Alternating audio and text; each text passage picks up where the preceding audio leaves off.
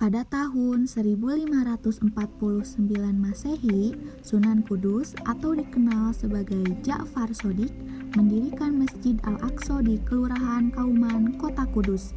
Ini terbukti oleh prasasti berbahasa Arab yang mengungkapkan 4 unsur kunci. 1. Penamaan masjid, 2. Tempat pendirian, 3. Tanggal pendirian, dan 4. Nama pendiri. Sunan Kudus membawa prasasti ini dari Palestina setelah menyelesaikan tugas sebagai pemimpin rombongan haji. Meskipun ditawari jabatan di sana, Sunan Kudus menolaknya, memilih menyebarkan Islam di Nusantara, khususnya di Kota Kudus. Sunan Kudus membimbing penyebaran Islam secara damai dengan membangun masjid dan menara. Masjid untuk beribadah dan menara sebagai tempat mengumandangkan azan yang pada saat itu dilakukan dari tempat tinggi untuk bisa didengar oleh masyarakat. Di tengah kehidupan duniawi para manusia, Kota Kudus menjadi saksi detik-detik indah yang tak terlupakan. Inilah saatnya penduduk Masjid Menara Kudus memulai tugas mulianya, memberi isyarat kepada umat bahwa waktu untuk menyebut azan telah tiba, menghantarkan kedamaian dan kesakralan. Di setiap dentingan beduk seakan menyampaikan pesan ketenangan dan keheningan, menghentikan kota yang sibuk, menyisakan kesunyian yang hikmat.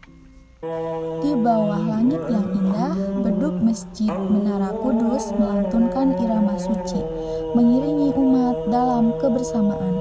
Suara beduk dan azan menyatu dalam harmoni suci, menciptakan kesejukan bagi setiap hati yang mendengarkannya.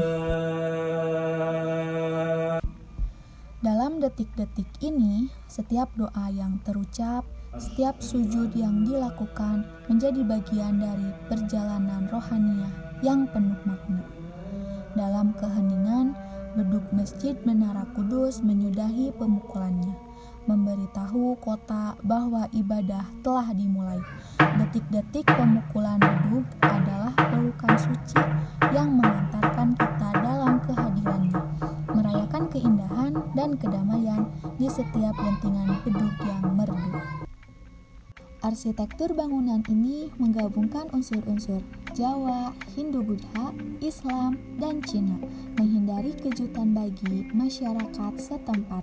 Masjid dan menara dibangun tanpa kubah, menggantinya dengan tajuk limas bertingkat, menyerupai candi Hindu, menciptakan harmoni antara budaya yang ada. Menara Kudus menampilkan akulturasi antara budaya Hindu-Buddha dan Jawa, terlihat dari struktur 3 bagian dengan tambahan candi siku di pintu masuk. Arkeolog Jepang menyebutkan bahwa keramik-keramik pada bangunan yang berasal dari Vietnam dan Cina pada abad ke-14 hingga ke-15. Sunan Kudus memilih jalur damai dengan menciptakan tembang dan menggunakan wayang klitik untuk menyebarkan ajaran Islam. Strategi dakwahnya juga melibatkan rasa toleransi tinggi, seperti tidak menyembelih sapi, menggantinya dengan kerbau, menghormati keyakinan Hindu masyarakat setempat.